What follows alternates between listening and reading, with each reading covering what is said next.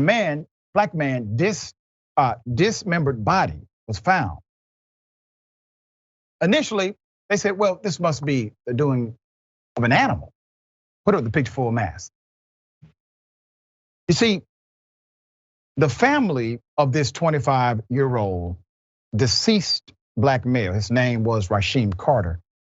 This was in Mississippi. That family decided to push the issue.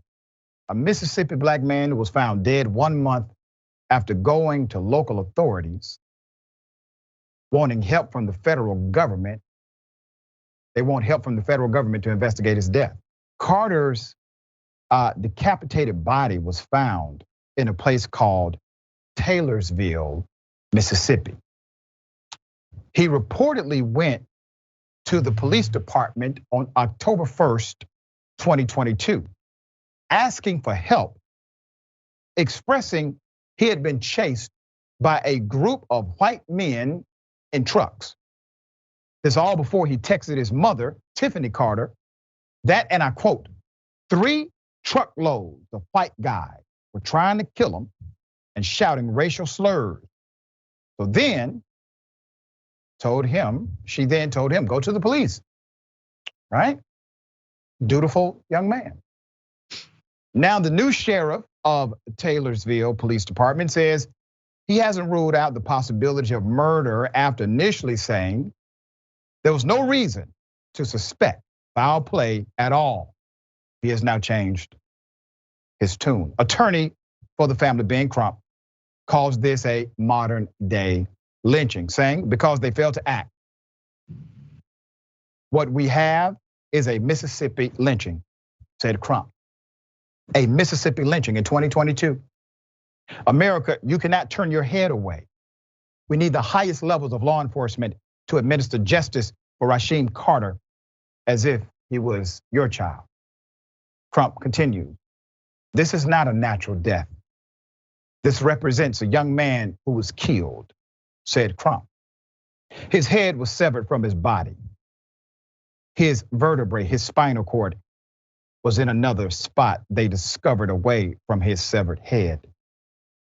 They have recently found remains that they believe are also Rasheem Carter at another part of where he went missing. What that tells us is that this was a nefarious act, an evil act. Someone murdered Rasheem Carter, and we cannot let them get away with this.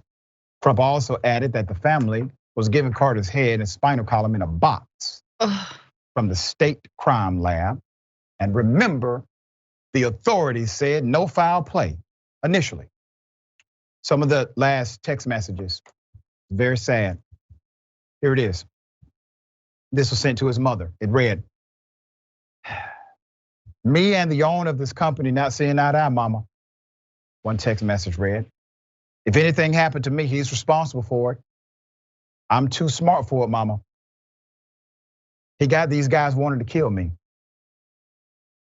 And that's what he sent to me.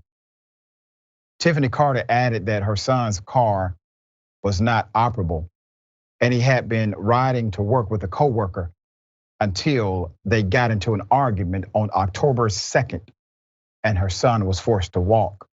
A family friend named Aisha Green agreed to drive to Taylorsville to pick up Mr. Carter, bring him to his hometown of Fayette, Mississippi. But he was not at the gas station where they were supposed to meet. Tiffany Carter reported him missing a few days later at both the Taylorsville Police Department and the Laurel Police Department. Smith County Sheriff, let's put him up, Joel Houston. Okay. The Mississippi Bureau of Investigation declined to comment on the open investigation and referred inquiries to the Smith County Sheriff's Office. Smith County Sheriff Joel Houston told NBC News that his office was awaiting potential warrants to determine whether any devices pinged near the area where Carter's remains were found at the same time he went missing. Houston also said Carter's co-workers, including the ones whose name he gave his mother, have been ruled out as suspects after the authorities were able to confirm that when Carter was last seen alive, their phones were almost 100 miles away from Taylorsville at another job site. Houston says they confirmed their whereabouts through phone records and GPS. Let's put the sheriff back up again, okay? Now, Sheriff, listen here. Now, obviously, I'm no police, and I don't want to be. But you do realize they could have just left the phones at the house. You do realize that. I'm just saying, potentially. Also, perhaps, somebody else did it and there was a connection here. My point to you is this, Sheriff.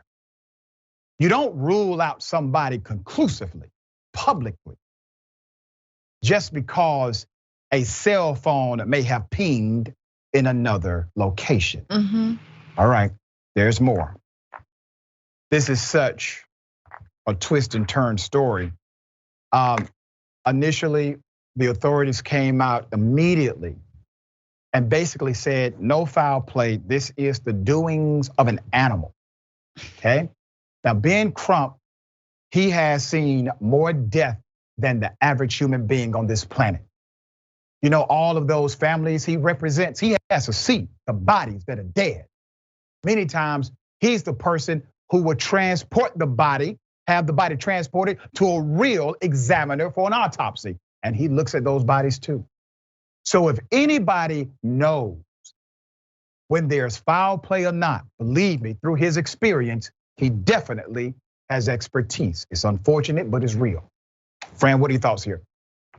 When I saw this story, I mean, it sent chills down my spine, and it made me so disgusted with the fact that this is the year 2023 and not the year 1850. Like how long are Black Southerners gonna be terrorized by white people? And I know I'm jumping to conclusions, but I'm gonna believe this kid when he says that he fears for his life, and that that truckloads of white men followed him and scared him and harassed him, he's gonna know. And again, in this country, man, why don't we take threats seriously? Right.